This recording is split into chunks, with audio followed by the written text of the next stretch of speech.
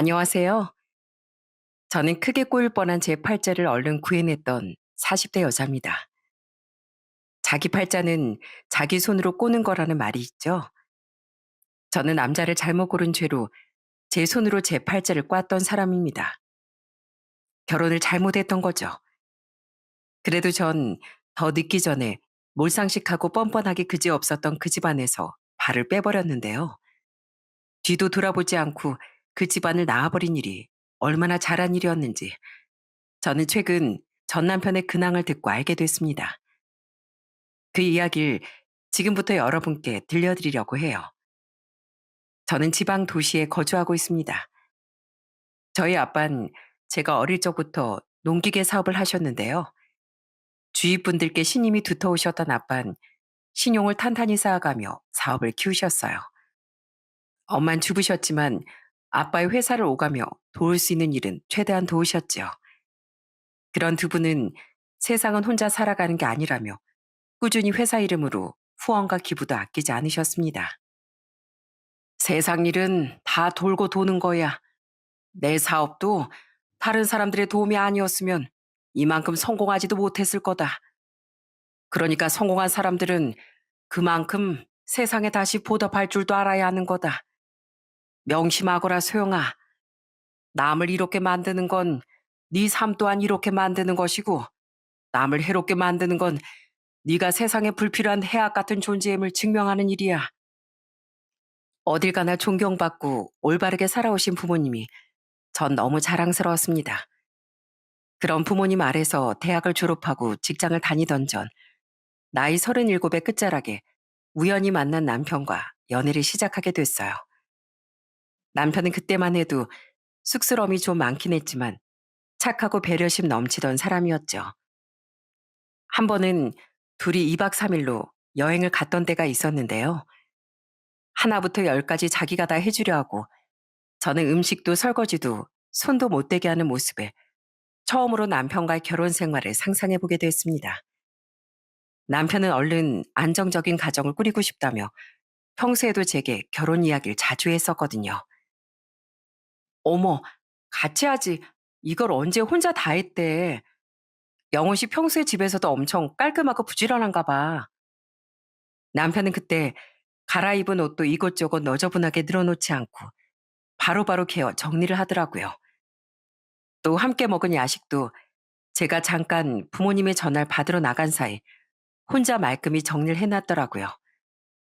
친구들 말론 결혼하면 집안일이나 청소 같은 일로 그렇게 싸운다는데 남편의 그런 모습에 전 결혼에 대해 좀 더 긍정적으로 생각해 보게 됐죠. 그렇게 전 남편에게 청혼을 받고 40대 진입하기 직전 결혼 생활을 시작했습니다. 원래 신혼집은 저와 남편이 모은 돈을 합쳐 모자란 금액은 대출을 받으려고 했었는데요. 그 얘기를 듣더니 아빠가 이렇게 말씀하시더군요. "아, 무슨 대출이야? 그냥 네 명의로 된 아파트 하나 아빠가 얻어주마.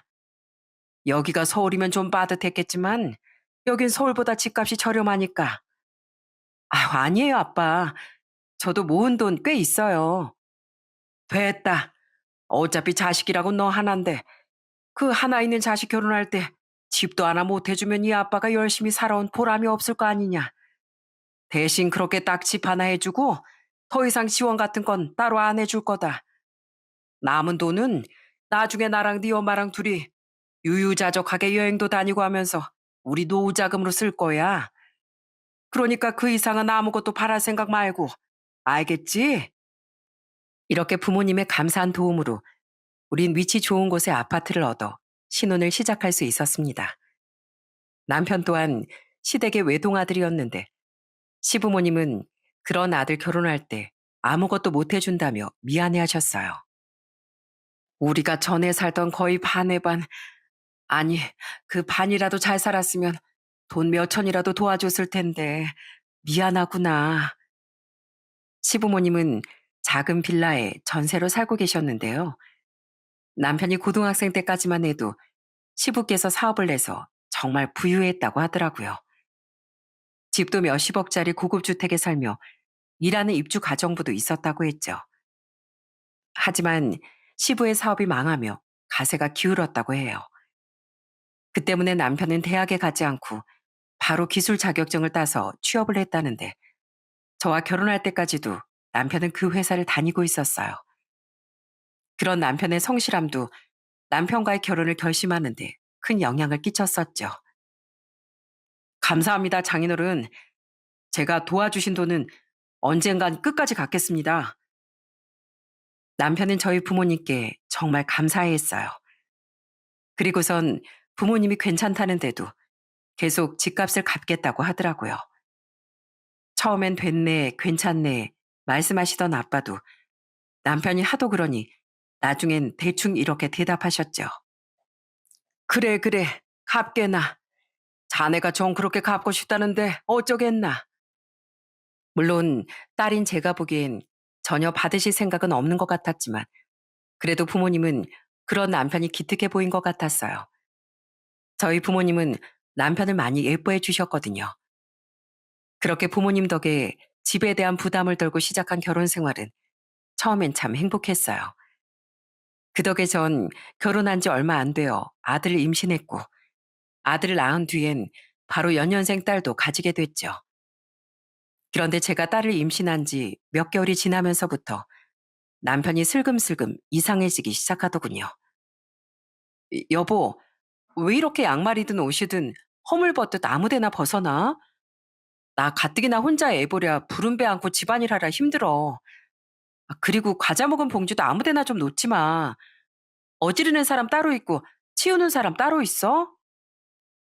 힘들게 일하고 들어온 사람한테 꼭 그렇게 따라다니면서 잔소리를 해야 돼? 쓰레기통이나 빨래통까지 갈 힘도 없어서 그래. 피곤해서. 그 정도는 집에 있는 당신이 좀 해줄 수 있잖아. 나는 뭐 놀아? 부른 배 안고 애 보는 게 얼마나 힘든 줄 알아? 당신 요즘 정말 왜 그래? 전엔 육아도 그렇고 그렇게 잘 도와주더니 이젠 집안일도 육아도 다 나 몰라라 하잖아. 어떻게 힘들다는 핑계로 설거지 한 번을 안 해? 어떻게 애 목욕을 한 번은 안 시키냐고.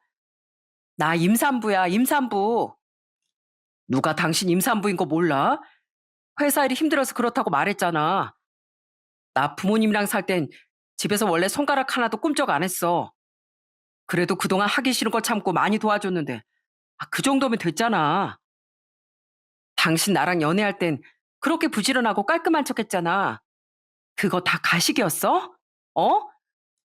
언젠 결혼하면 손에 물 한 방울 안 묻히게 해주겠다며. 대한민국, 아니, 전 세계 남자들 다 붙잡고 물어봐라. 결혼 전에 여자 꼬시러 갈 땐 못할 게 뭐가 있나? 남들 다 똑같아. 다 우리처럼 살아. 아휴, 몰라. 나 피곤해. 맥주 마시고 잘 거야. 정말이지 사기 결혼 당한 것 같더라고요. 연애할 땐 세상 100점짜리 남편감인 듯 행동했던 남편은 제가 좀 편해지니까 본 모습을 드러냈던 거예요. 결혼 전에 몰랐는데 외아들이었던 남편은 시댁이 잘 살 때부터 굉장히 오냐오냐 잘한 것 같더라고요. 또 남편은 연애 땐 안 그러더니 변하기 시작하면서부터 술도 그렇게 달고 살기 시작했어요. 친구들과 마시고 올 때도 있었지만 남편은 주로 거실에 앉아 소주와 맥주를 그렇게 마셔댔죠. 저는 딸을 낳은 뒤에 혼자 애들을 둘이나 보느라 너무 바빴는데 그 꼴을 보고 좋은 소리가 나왔겠어요? 당신 애들 아빠 맞아? 내 남편 맞냐고. 나 힘들어, 힘들다고. 퇴근했으면 애 하나라도 맡아서 좀 돌봐줘야지. 어떻게 집에 오자마자 씻지도 않고 술부터 마셔? 당신이 사람이야? 낮에 장모님 오셨었다며. 그럼 당신도 좀 쉬었겠네. 그러니까 나도 좀 쉬자. 이거라도 안 마시면 내가 무슨 낙이 있겠어? 몰랐는데 남편은 원래 술을 그렇게 달고 살았다더군요. 그런데 저와 연애할 때랑 신혼 초까진 매일이 들뜨고 재밌어서 술 생각이 안 났다네요. 그러다 차츰 그 열정이 식고 일상이 지겹게 느껴지자 다시 술을 입에 대기 시작한 거라더라고요. 정말 기가 막혔습니다. 또 술을 얌전히 마시냐? 그것도 아니었어요. 남편은 술을 마시면 꼭 라면을 끓여 먹었는데요. 먹고 잘 치우기나 하던가 다음날 일어나 보면 라면 봉지와 스프 봉지가 나뒹굴고 있고 설거지도 하나도 되어 있지 않았습니다. 진짜 나랑 왼수졌어? 난 이제 당신 얼굴 보는 것조차 스트레스야. 아무리 남이랑 같이 산다고 해도 이렇게 무책임하지 못할 거야. 나 앞으로 당신 빨래 든 음식이든 아무것도 안 해줄 거니까 당신 몫은 당신이 알아서 해. 제 분노가 폭발한 날이면 그제야 남편은 미안한 척 한동안 잘하는 모습을 보였는데요. 그것도 며칠 가지 않더라고요. 그럼에도 불구하고 제가 하는 수 없이 남편의 뒤치다거리를 했던 건 집에 어린애들이 둘이나 살기 때문이었어요. 애들이 있는 집은 늘 깨끗해야 했으니까요. 게다가 남편은 술에 취하면 그렇게 큰 소리로 노래를 불러대기도 했습니다. 아, 조용히 좀 해, 조용히. 저번에도 옆집 분들 찾아오셨잖아. 내가 그때 얼마나 죄송했는지 알아? 내가 당신 때문에 맨날 다른 입주민들한테 죄송하다는 소리를 달고 살아. 애들은 잠에서 깨서 울어대지. 남편은 남편대로 꽹가리 치는 소리를 뽑아대지. 정말 울고 싶었어요. 죄송하다며 이웃집들에 돌린 선물 세트만 해도 한두 개가 아니었죠. 그러다 어느 날엔 남편이 술에 취해 들어왔었는데요. 고생하는 딸을 도와줄 겸 잠시 저희 집에 와 계셨던 부모님은 크게 분노하셨습니다. 가뜩이나 절 점점 힘들게 하던 남편에 대해 노여움이 쌓이고 계신 상황이었거든요. 그 와중에 술에 취해 눈치도 밥 말아버렸던 남편은 집에 오자마자 또 고래고래 노래를 부르고 라면 거리다 아빠에게 호된 꾸지람을 듣고 말았죠. 푸른 언덕에 배낭을 메고 황금빛 태양. 어? 장인 장모님 와 계셨네요. 아유, 죄송합니다. 제가 한잔 했습니다. 아유, 출출해. 여보, 나 라면물 좀 올려줘. 오늘은 라면물도 내 손으로 받기 힘들 정도로 피곤하다. 자네 지금 애들 아빠란 사람이 뭐 하는 짓인가? 자네 요즘 허구한 날 술만 먹으면서 육아 돕지도 않는다며? 애는 뭐 만들기만 하면 아내가 알아서 다 키워주는 건 줄 알아? 어떻게 남의 딸을 데려다가 이 개고생을 시켜? 어, 장인어른 화나셨어요? 전 그냥 사회생활 하다 보니까 힘들어서. 누구 뭐 사회생활 안 해봤나? 그럴 거면 평생 혼자 살지. 감히 누구 딸 인생을 망치려고 들어? 그리고 목소리 안 줄여? 애들 겨우 재웠는데 또 깨울 셈인가? 자네 앞으로 또 오밤중에 소리 질렀다는 소리 들리면 내가 자네 입을 직접 꿰매버리러 달려올 줄 알게. 그리고 자네, 자기가 먹은 건 뒷정리도 할 줄 모른다며? 일하지 않는 자 먹지도 말랬다고? 또 그딴 짓 했단 얘기 나한테 들려오면 자네가 갚겠다고 그렇게 노래 불렀던 이 집가 당장 자네한테 토해내라고 할 줄 알아. 네? 아니, 왜 저한테만 그러세요? 집사람도 여기서 살고 있는데요. 난 됐다고 했는데 자네 혼자서만 그렇게 갚겠다고 노래 불렀잖나. 그러니까 갚으려거든 자네가 다 갚아야지. 내 분명 경고했네. 알았어? 제 남편은 저희 아빠 앞에선 원래 꼼짝을 못 했었거든요. 그날도 남편은 친정아빠에게 죄송하다는 말만 연신 반복했어요. 그 뒤로는 아빠가 무서웠는지 최소한 자기가 먹은 건 뒷정리도 해놓고 술은 계속 마셔댔지만 고성방가하는 일은 줄어들었죠. 남편이 목소리를 높이기만 하면 제가 바로 아빠에게 전화 거는 신용을 했었거든요. 대신 남편은 그때 이후로 친정에 잘 가지 않았습니다. 장인어른 진짜 너무하셔. 어떻게 사위를 그렇게 면박 주실 수가 있어? 나 진짜 굴욕감까지 느꼈다고. 우리 아빠가 괜히 그렇게 야단치셨어? 어쩜 사람이 그렇게 철이 없어. 혼났으면 반성할 생각을 해야지. 당신은 지금 자기 잘못을 생각도 못하고 저 사람이 나한테 뭐라고 했어. 나쁜 사람이야. 이러고만 있잖아. 제가 남편이랑 사는 건지 아니면 철부지 왼수 같은 애를 하나 더 키우는 건지 분간이 가지 않더라고요. 그래도 남편은 명절이나 친정 부모님의 생신 땐 친정에 가긴 갔었는데요. 가서도 하루 왼종일 입을 꾹 다물고 있더라고요. 보다 못한 아빤 남편에게 이렇게 호통을 치셨죠. 그러고 있을 거면 오지 말지. 대체 왜 왔나? 기분 좋아야 할 날에 가족을 심기다 거스르게 하고 싶어서 온 거야? 그럴 거면 그냥 가게. 아닙니다, 장인어른. 그냥 좀 제가 피곤해서 그런 거예요. 죄송합니다. 그럼 또 그런 건 아니라며 남편은 들리지도 않게 웅얼웅얼 거렸습니다. 부모님께 너무 죄송하고 창피했어요. 그래서 그런 날이면 늘 집에 와서 대판 다투곤 했죠. 내가 당신 그럴 거면 그냥 집에 있으라고 했잖아. 애들 데리고 나 혼자 다녀오겠다고. 근데 왜 자꾸 그딴 식으로 굴 거면서 끝까지 친정에 따라오는 거야? 대체 왜? 아니, 만약 안 갔다가 장인어른 눈 밖으로 더 나기라도 하면 장인어른이 집값 내놓으라고 하실 것 같아서 그러지. 진짜 찌질해도 그렇게 찌질한 인간이 아닐 수 없었습니다. 당장 아직 기저귀도 못 된 애들 때문에 신중하게 생각하려고 망설였던 거지. 전 애들 아니었으면 진즉 남편을 집에서 쫓아냈을 거예요. 그래도 꾹꾹 참고 이혼을 신중히 생각했던 건 제 섣부른 선택으로 인해 아이들의 인생에 큰 상처를 남기게 되진 않을까 하는 염려 때문이었던 거죠. 그럼 시부모라고 멀쩡했느냐? 그것도 절대 아니었더군요. 결혼 전엔 그렇게 상냥한 시부모인 척 굴더니 결혼 후에 보니 사람들이 너무 몰상식하고 뻔뻔하더라고요. 우선 시모는 신혼 초에 제게 시계 하나를 선물로 줬었습니다. 이거 2,500만 원 정도 하는 고가 시계야.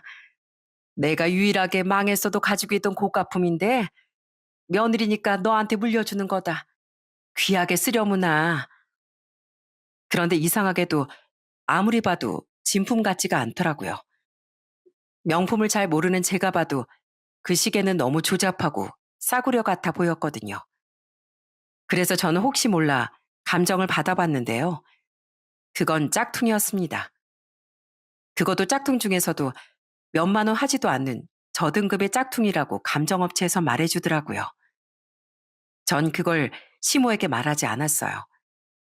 다시 생각해보니 제게 그 시계를 줄 때 어딘가 제 눈치를 살피는 것 같던 시모의 모습이 시모는 그 시계가 짝퉁인 걸 이미 알고 있는 것 같았거든요. 그래도 그땐 신혼 초였으니 시모를 이해해보려고 노력했었죠. 아무것도 못 해준 걸 미안해하신 분이니까 그렇게라도 며느리한테 뭐라도 해주고 싶으셨나 보다. 중요한 건 마음이지 금액이 아니니까 그냥 감사하게 생각하자. 거기까지였으면 아무 문제가 없었을 텐데요.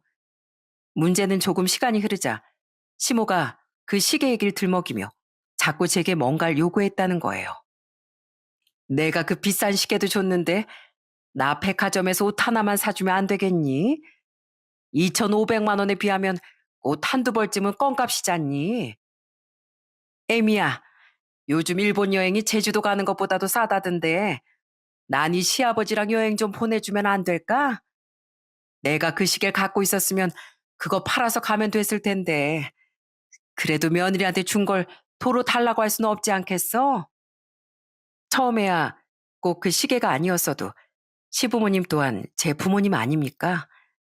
저는 친정 부모님 챙기듯 시부모님도 잘 챙겨드리고 싶었어요. 그래서 흔쾌히 시모 말씀을 몇 번은 들어드렸었는데 이게 날이 갈수록 당연해지고 과해지는 거예요. 몇백짜리 명품백을 사달라거나 해외 크루즈 여행을 보내달라는 등의 부탁에 제가 곤란하다고 대답하면 시모는 이렇게 화까지 냈었죠. 넌 나한테 그 비싼 시계까지 받아놓고 고마운 줄도 모르니? 그제야 알겠더라고요. 시모는 저를 호구 삼기 위해 그 짝퉁 시계를 줬던 거라는 걸요. 결혼 초에야 제 눈치를 살피느라 잠잠했던 거지. 제가 좀 편해지자 시모는 본색을 드러냈던 거예요. 딱 남편처럼 말입니다. 결국 전 시모에게 이렇게 말했어요. 시어머니께 받은 물건 돌려드리는 건 예의가 아니라는 거 알지만 그거 팔아서라도 어머님 하시고 싶은 여행 쇼핑 하실 수 있으면 그냥 그렇게 하세요. 제가 돌려드릴게요. 저는 어머님 요구를 더 들어드리기 힘들 것 같아서요. 근데요, 어머님, 그 시계요. 제가 감정을 받아보니까 글쎄 10만 원도 안 하는 짝퉁이라고 하더라고요.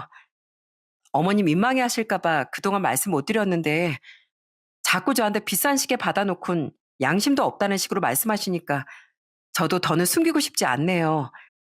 저는 받은 거의 몇 배, 아니, 몇백 배로 이미 어머니께 돌려드린 것 같으니까 앞으로는 저한테 무리한 요구 더는 하지 말아 주세요. 그걸 감정까지 받아봤다고? 시모는 자신도 사기를 당한 것 같다고 말하더군요. 그래서 제가 늦었지만 지금이라도 사기로 신고해 보세요.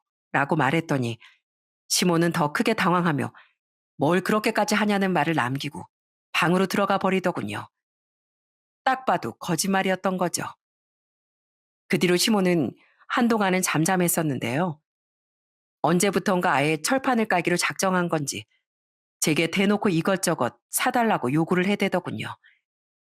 그래서 그냥 정중히 거절했더니 그걸 가지고 남편 입이 또 대빨 나오더라고요.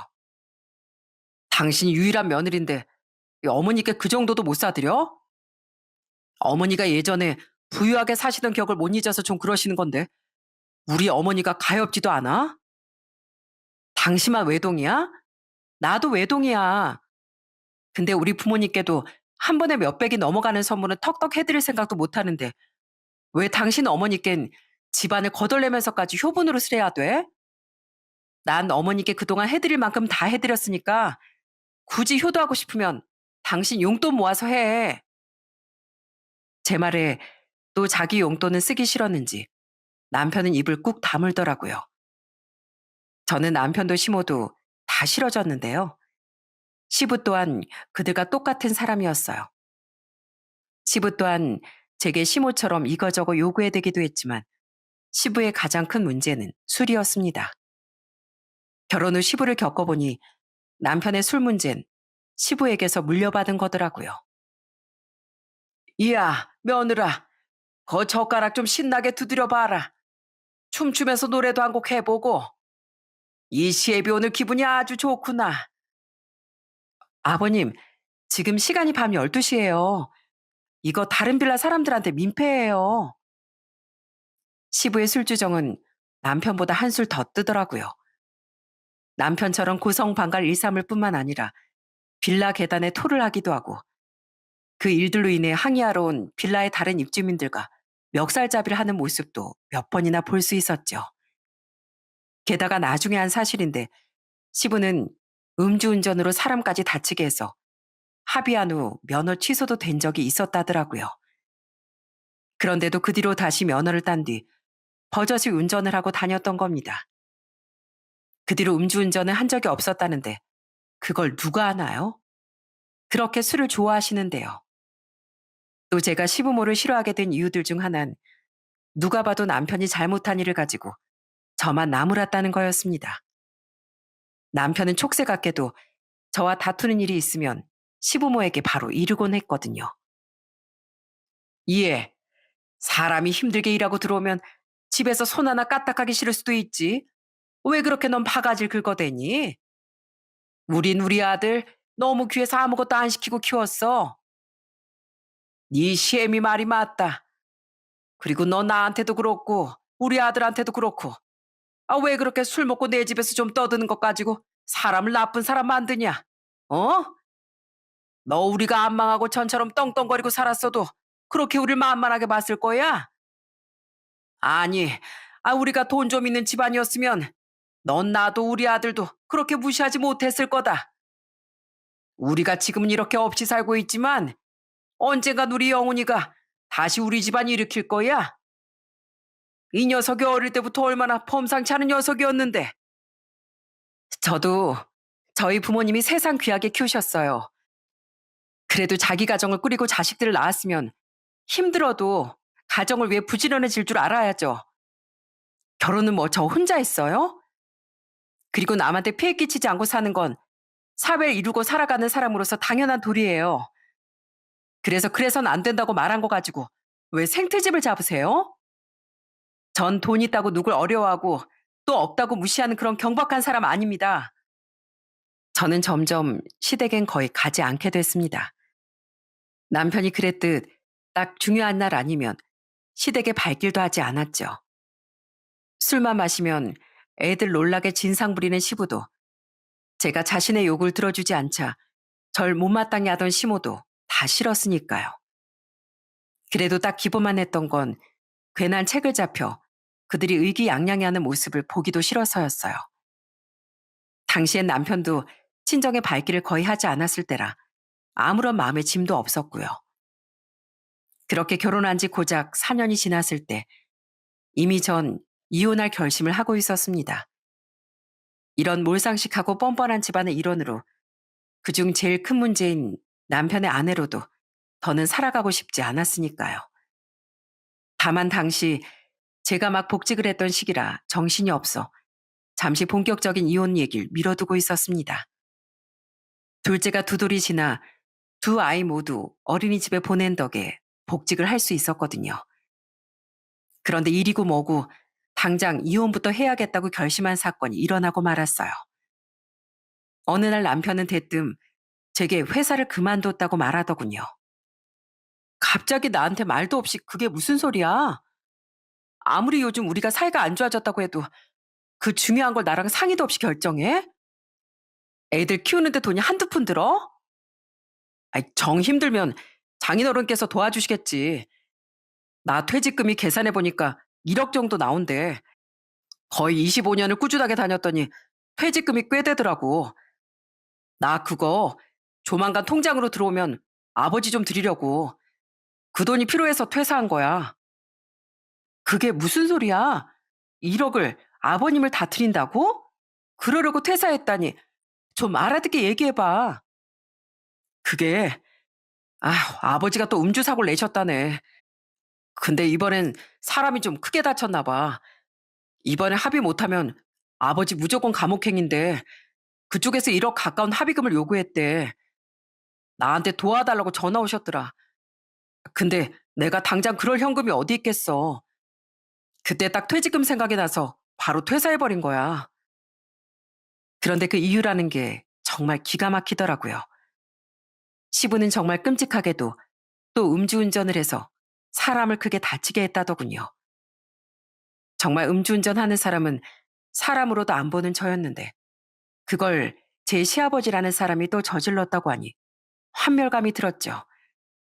그런데 남편은 그래도 자기가 외아들인데 아버지를 감옥에 보낼 수야 있겠냐며 퇴직금으로 시부의 합의금을 내주겠다고 하더군요.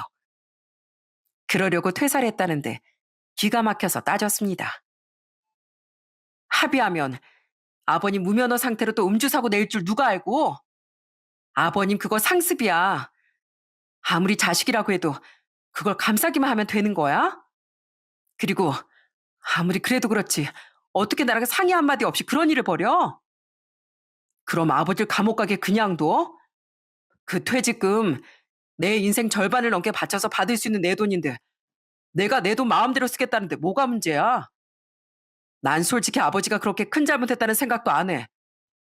아버진 재수 없어서 걸렸던 거지. 세상에 음주운전하는 사람이 얼마나 많은데. 그리고 퇴사는 뭐 당신한테 말하면 분명히 퇴사 못하게 할 것 같아서 그랬지. 나도 생각 없이 그만둔 거 아니야. 나도 다 앞으로의 계획이 있다고. 제가 반대할까 봐 무작정 일을 저지르고 봤다니. 애들 아빠로서 그런 무책임한 말이 어디 있답니까? 게다가 사람이 크게 다쳤다는데 그게 그렇게 큰 잘못이라고 생각하지 않는다니. 정말 소름이 돋더라고요.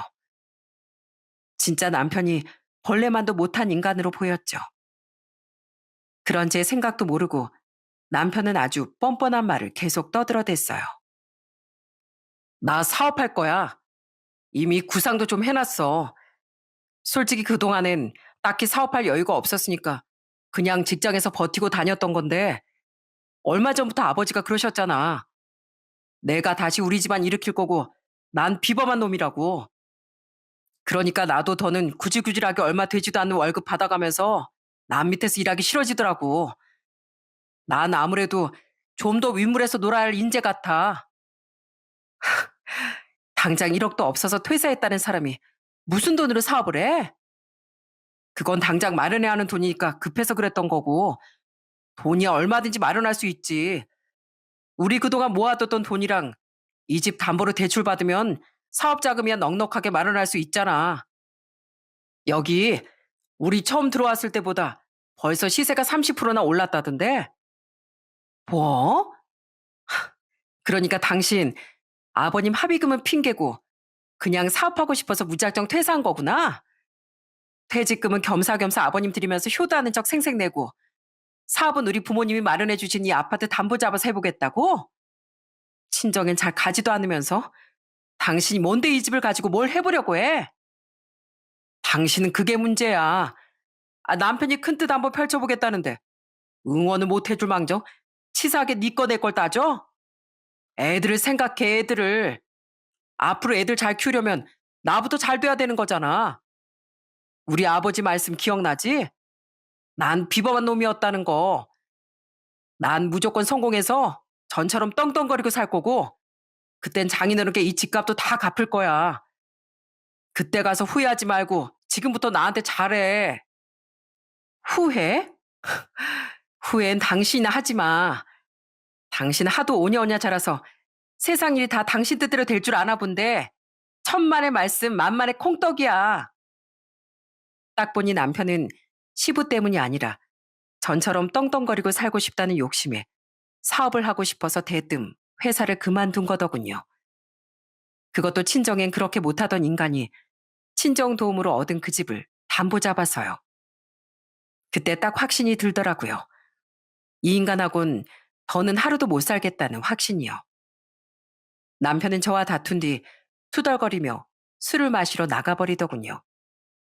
그런데 잠시 뒤 시부가 제게 전화를 걸어오는 겁니다.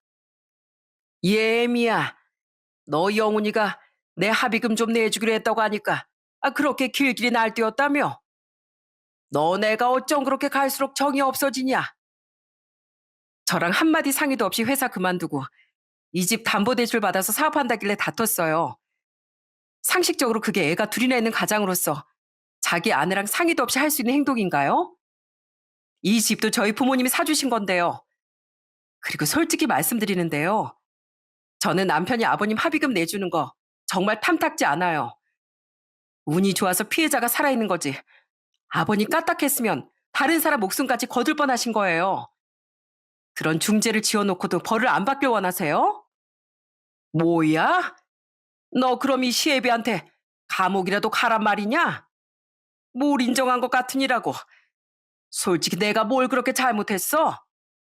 술이 좀 취하긴 했어도 내가 운전도 못할 정도는 아니었어. 남들 다 몰래 몰래 술 먹고 운전하고 사는데 나만 운이 없어서 사고가 났던 거야. 나도 피해자라고. 차에 치기 싫었으면 그 젊은 놈이 알아서 잘 살피고 다녔어야지. 이거 보세요. 아버님도 애들 아빠도 똑같아요. 남한테 피해 끼치는 거 아무렇지도 않아 하면서 누가 자기한테 조금만 뭐라고 하면 발끈하는 거예요. 전요. 남들한테 피해 끼치는 거 아무렇지도 않아 하는 건 인간 이하 행동이라고 배우고 자랐어요. 저는 더 이상 할 말 없으니까 이만 끊겠습니다. 부전자전이라고 그 아빠의 그 아들이더군요. 앞으로 더는 시부와 연락할 일도 없을 것 같아 저는 바로 시부의 전화번호를 차단해버렸죠. 시모의 번호까지도요. 다음날 전 바로 부동산으로 가서 집을 내놨습니다. 어차피 친정 부모님이 100% 지원해 주셔서 마련했던 제 명의의 집이었기에 제 마음대로 처분할 수 있었거든요. 그리고 전 남편이 퇴근하길 기다렸다가 남편이 오자마자 서류 봉투 하나를 내밀었어요. 이게 뭐야? 열어봐. 당신이 그렇게 받고 싶어서 안달했던 거야. 내가 받고 싶어 했던 거? 아, 당신 오늘 은행이라도 다녀온 거야? 대출 서류인가? 남편은 해벌쭉 웃으며 그 서류 봉투를 열어보더군요. 하지만 그 안에 든 서류를 확인하자 얼빠진 표정을 짓더라고요. 저는 저를 억울하게 쳐다보던 남편에게 싱긋 웃으며 인생이 결코 만만하지 않음을 일깨워줬죠. 이건 이혼 서류잖아. 지금 이혼하자는 거야? 내가 언제 이걸 받고 싶어서 안달했다는 거야? 그럼 아니야? 난 그동안 당신이 어떻게든 나랑 이혼하고 싶어서 발악한 줄 알았지. 그동안 육아도 집안일도 다 팽개치고 술 문제로 나 괴롭혔던 일도 당신 부모님 행동들도 어제 일까지도 전부 다. 그게 아니고서야 어느 정신 빠진 인간이 이혼당할 생각도 안 하고 그런 짓들을 해? 나 오늘 회사 휴가 쓰고 부동산에 집 내놨어. 그리고 친구한테 소개받은 변호사 찾아가서 이혼 상담도 받고 왔거든?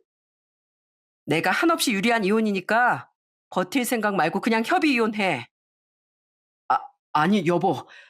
난 그런 게 아니라 가족이니까 당신도 이제 내 가족이니까 좀 편하게 했던 거지.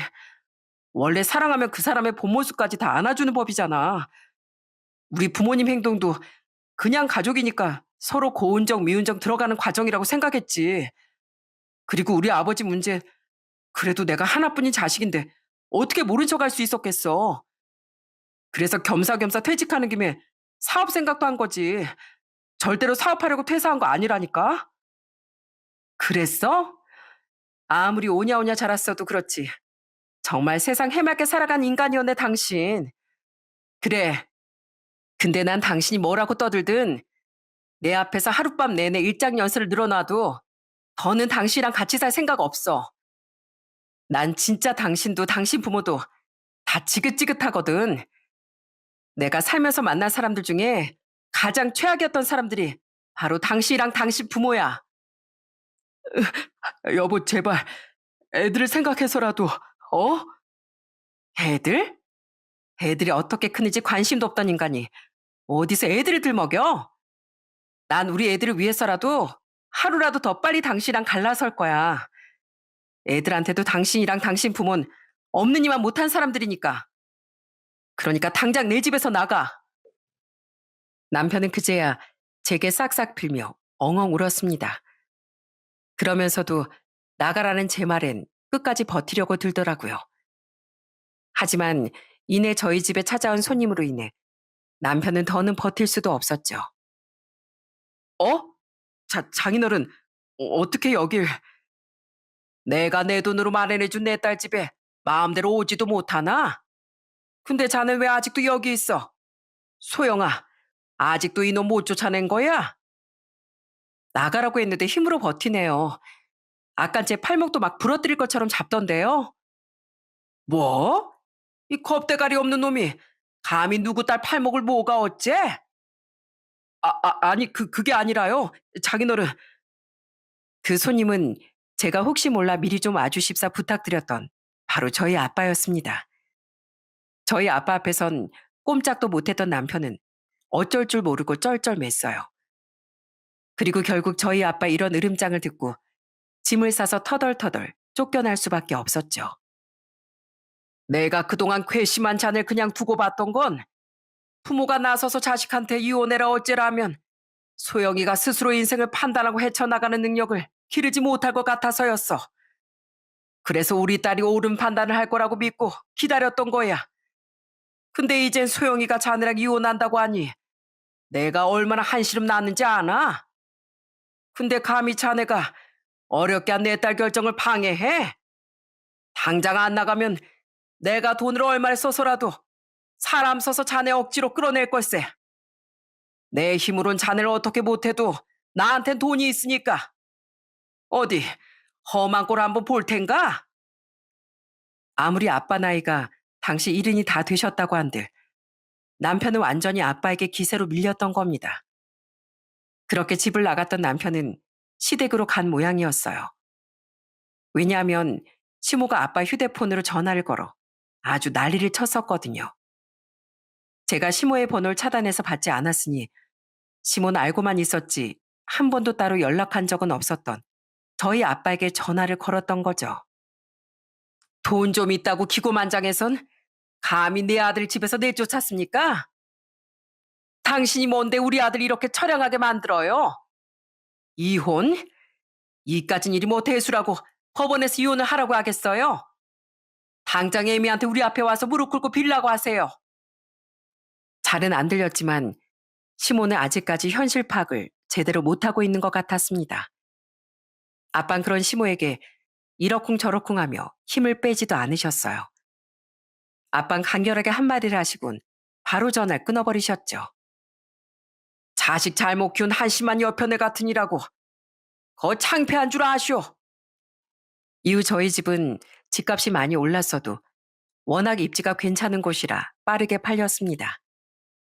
저는 애들을 데리고 친정으로 들어갔죠. 그리고 집을 판 돈은 고스란히 다시 부모님께 드렸어요. 부모님은 제게 이혼을 잘한 거라고 말씀하셨습니다. 만약 그런 놈을 계속 참고 살았으면 우리 속이 터졌을 거다. 그런데 아니다 싶을 때 확실하게 정리해버린 널 보니까 우리가 딸을 야무지게 잘 키웠다는 생각이 들더구나. 애들을 생각해서라도 그게 맞는 거다. 잘못을 했어도 고쳐질 기미가 보이는 사람이 있고 싹수가 아주 노란 사람이 있는데 조서방은 우리가 보기엔 후자였거든. 그런 막대 먹은 집안인 걸 결혼 전에 진즉 알아봤어 했는데 부모가 돼서 미안하구나. 그리고는 오히려 딸인 제게 미안해 하셨는데 저는 그 곱절로 죄송한 마음에 눈물이 났습니다.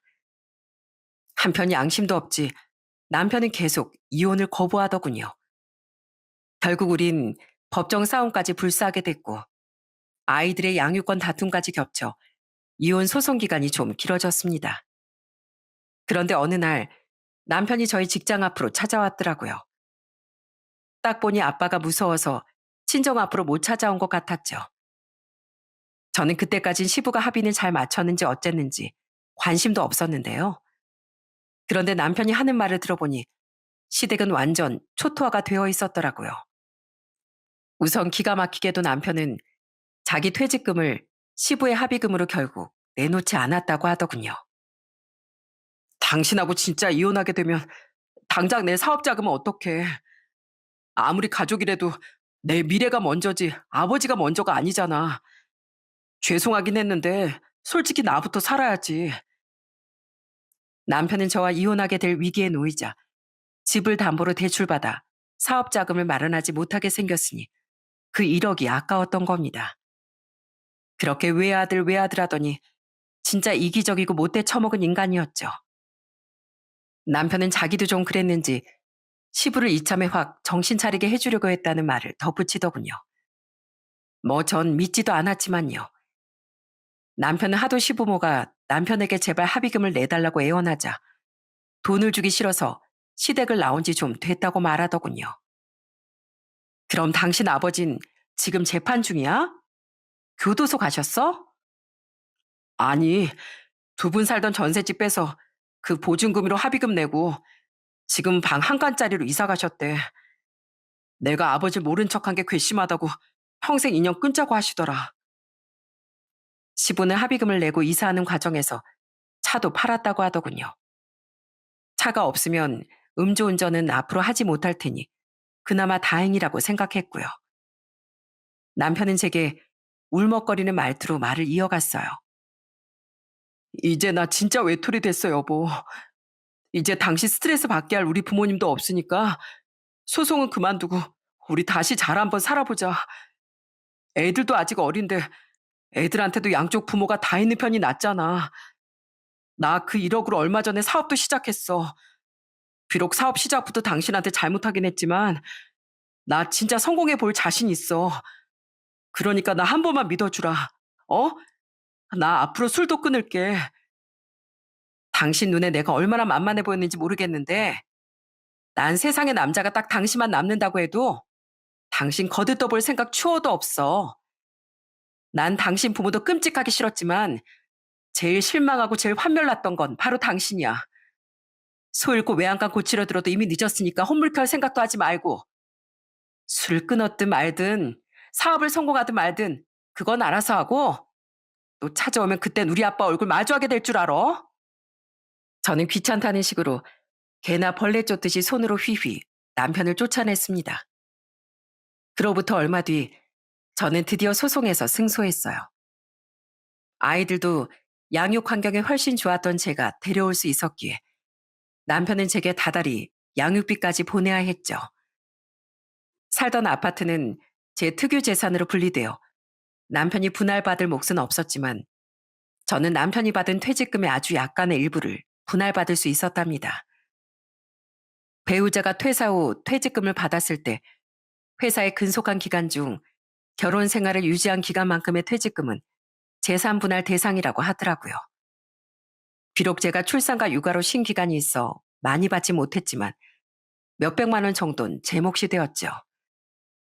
전 남편을 마지막으로 본 날 이혼으로 인해 자신에게 손해만 막심하게 됐다고 울상을 지었습니다. 그렇게 이혼이 마무리된 지 지금은 2년이 지났는데요. 몇 달 전부터 전 남편이 양육비를 보내오지도 않고 연락도 되지 않더라고요. 처음 한동안은 통화도 하고 싶지 않아 언제 보내나 기다려봤는데 계속 입금이 되지 않으니 제가 전화를 해본 거예요. 결국 연락이 되지 않아 전 남편의 소식을 알아봤습니다. 그 결과 지금 전 남편은 감옥에 수감 중이라는 충격적인 사실을 듣게 됐죠. 전 남편은 이혼한 뒤 사업하느라 바쁘다며 애들 면접 교섭권은 쓸 생각도 안 했었거든요. 그렇게 양육권을 못 준다고 소송으로 버티더니 역시 아빠 자격도 없는 인간이구나 생각해 꼬박꼬박 양육비는 보내왔었으니 전 남편 소식엔 관심도 갖지 않았었는데요. 그 사이 전 남편은 시작한 지 오래되지도 않았던 사업을 말아먹고 술에만 빠져 살았었다고 해요. 제 전화는 양육비를 보낼 상황이 안 됐으니 계속 받지 않았던 거고요. 술 취해선 자기 인생 망했다. 이혼당하고 사업도 망하고 부모한테도 절연당했다. 자기 인생 한번 더럽게 꼬였다. 막 이러면서 주위에 엄청 술주정을 해댔대. 전화로 말이야. 그러다가 사업 망한 지 얼마 안 돼선 음주운전까지 해서 사람을 진짜 크게 다치게 만들었다나 봐. 다행히 피해자가 목숨은 건졌는데 피해자 측에서 영훈 씨를 엄청 괘씸했대. 절대 합의할 생각도 없고 엄벌에 처해달라고 탄원서까지 냈다더라. 정말 끝까지 엄청난 부전자전이었어요.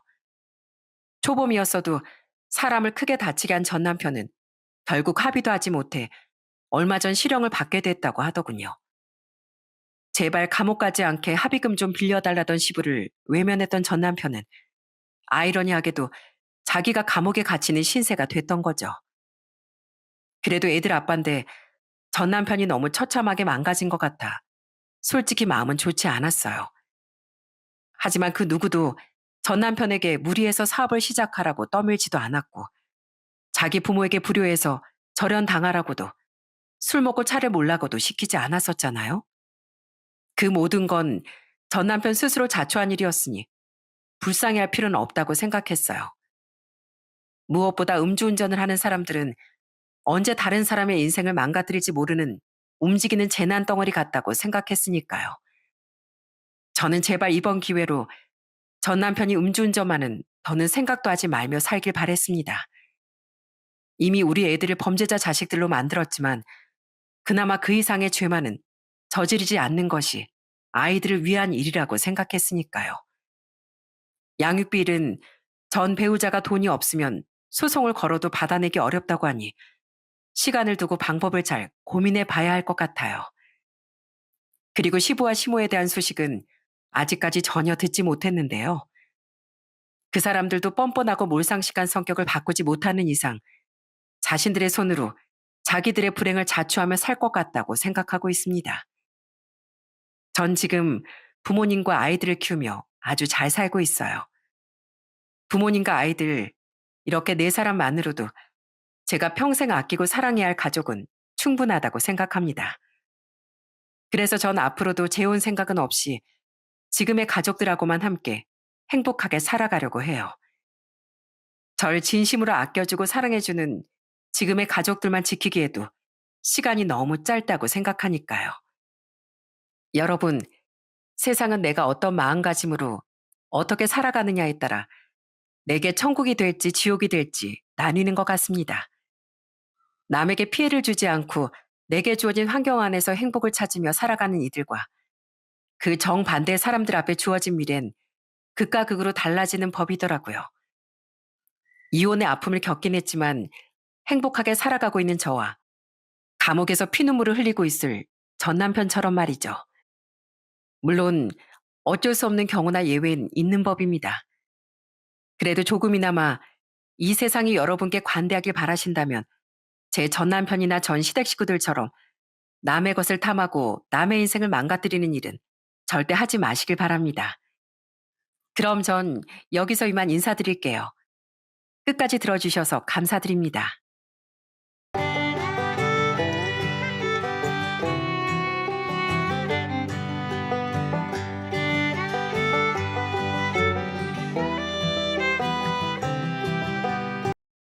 안녕하세요. 저는 한식집을 운영하고 있는 30대 여성입니다. 곧 마흔을 바라보다 보니 주변에서 왜 시집을 안 가느냐는 말을 정말 많이 하는데요. 사실 저도 한땐 행복한 가정을 꿈꿨었습니다. 그런 제 바람을 무참히 깨부셔버린 사람이 있었어요. 평생을 믿을 수 있을 거라 생각했던 그 사람에게 뒤통수를 맞고 제대로 각성하게 된 제 이야기, 오늘 여러분들께 들려드리려고 합니다. 사실 전 아빠의 얼굴조차 기억이 안 납니다. 제가 3살 때 연탄가스 중독 사고로 돌아가셨거든요. 그때 제가 3살이었고 오빠는 9살이었는데 엄만 저와 오빠를 데리고 외할머니 댁에 가셨습니다. 그날 딱 사고가 발생한 거였어요. 엄만 아빠가 돌아가시고 난 후로 무척이나 힘든 생활을 하셨죠. 혼자서 아직 어린 두 아이를 키우는 게 정말 힘든 일이잖아요. 특히나 제가 학교에 들어가기 전까진 정말 절 등에 업고 청소도 하고 가게 한켠에 앉혀두고 설거지를 하며 그렇게 겨우겨우 생계를 이어가셨죠. 그러다 오빠가 어느 정도 크고 저 역시 학교에 들어가면서부턴 엄만 아침부터 저녁까지 쭉 일을 하셨어요. 그러다 보니 전 하루 종일 오빠와 함께하는 시간들이 많았습니다. 그런데 오빠가 사춘기가 되면서 저희 집엔 먹구름이 잔뜩 끼고 말았어요. 바로 오빠가 사춘기 방황을 엄청나게 했기 때문이었죠. 질 나쁜 친구들과 어울려 다니며 사고를 치니 엄마가 오빠를 정말 많이 혼냈답니다. 영민아, 너 지금 그렇게 하고 다닐 때야? 다른 건 몰라도 지숙인 챙겨야지. 동생 혼자서 집에 하루 종일 있게 하면 어떡해. 엄마가 다른 부탁을 하는 것도 아니고 동생 좀 챙기라는 게 그렇게 어렵니? 엄마, 제가 알아서 할게요. 그리고 지숙이도 혼자서 집에 있을 수 있다고요. 왜 저한테 자꾸 지숙이를 맡기세요? 솔직히 엄마가 지숙이 봐야 하는 거 아니에요? 뭐? 이놈의 자식이 지금 엄마한테 무슨 소리 하는 거야? 엄마가 집에 있으면 누가 밥 먹여준다니? 하루 종일 집에 있는 거 싫으면 저녁 일찍이라도 들어와. 지숙이 혼자 밥을 어떻게 해 먹어? 알아서 먹겠죠. 그걸 왜 저한테 물어요? 아이, 진짜. 저게 정말? 야, 김영민. 너 어디가? 얼른 안 들어와? 김영민! 오빤 애타는 엄마의 부름에도 대꾸도 하지 않고 그날 집을 나가버렸습니다. 엄만 오빠가 집을 나가자 엄청 속상해 하셨어요. 그런데 하루만 지나면 돌아올 것 같았던 오빠의 가출은 이틀, 3일이 지나고서도 끝이 나지 않았습니다. 그래서 전 엄마와 함께 동네 여기저기를 떠돌면서 오빠를 찾기도 했어요. 혹시 우리 영민이 봤어요? 여기 자주 오는 것 같던데 오늘 안 왔어요? 혹시 우리 영민이 오면 엄마가 걱정한다고 얼른 집에 가보라고 좀 전해주세요. 얘들아, 영민이 못 봤니? 학교에서도 못 봤고? 알았어. 영민이 보면 아줌마가 걱정한다고 꼭 집에 좀 가라고 해줘. 그때 제 손을 꼭 잡고 동네 여기저기를 뛰어다니셨던 엄마의 마음을 전 알 수 있었습니다. 저에게 말을 하진 않았지만 제 손을 꽉 부여잡고서 여기저기 살펴보며 다급하게 오빠를 찾는 그 눈빛이 정말 간절했거든요. 그런 엄마의 바람에도 오빠의 방황은 끝이 날 줄 몰랐습니다. 고등학교에 들어가고 나서도 오빠 내내 학교에 가지도 않고 밖으로 나다니기만 했어요. 전 그런 오빠가 무척이나 미웠습니다. 오빠 때문에 엄마가 하루 종일 한숨만 쉬시고 힘들어 하셨거든요. 도대체 언제쯤이면 정신을 차리는지 그 어린 제 눈에도 오빠가 정말 한심하게 보였습니다. 그런데 그런 오빠가 갑자기 정신을 차리게 된 계기가 있었어요. 저희 집에 청천벽력 같은 소식이 들려왔기 때문이었습니다. 그건 바로 엄마가 암에 걸리셨다는 거였어요. 극심한 통증에 병원에 실려가게 된 엄마의 몸속은 이미 암덩이들로 가득 차 있는 상황이었고, 말 그대로 손쓸 방도가 없었습니다. 그제서야 오빤 자신이 지금껏 무슨 짓을 한 건지 깨달았고, 엄마 앞에서 통곡을 하며 반성을 했답니다. 엄마, 엄마 죄송해요. 다 저 때문에 제가 엄마 말도 안 듣고 사고만 쳐서 이게 다 저 때문이에요. 정말 죄송해요, 엄마. 제가 앞으로 말 잘 들을게요. 제가 앞으로 사고도 안 치고 학교도 열심히 다닐게요. 그러니까 제발 엄마 아프지 마세요. 영민아, 네 탓 아니니까 울지 마. 엄마 괜찮아. 엄마 정말 죄송해요. 정말로 제가 엄마 속썩여서 그런 거잖아요. 제 잘못이에요. 제가 엄마를 이렇게 만든 것 같아요. 너무 죄송해요. 오빤 울면서 반성을 하고 후회의 눈물을 매일같이 흘렸습니다. 그렇지만 시간이 지나도 엄마의 병은 나아지지 않았고 점점 나빠지기만 했어요. 오빤 자신의 잘못을 뉘우치듯 매일같이 학교를 꼬박꼬박 나가면서도 하교 후엔 항상 엄마의 간병을 했습니다. 그런 오빠의 노력 덕분인지 엄마는 끝까지 기운을 잃지 않으시고 어떻게든 버티시려고 하셨던 것 같아요. 하지만 기적은 일어나지 않았습니다.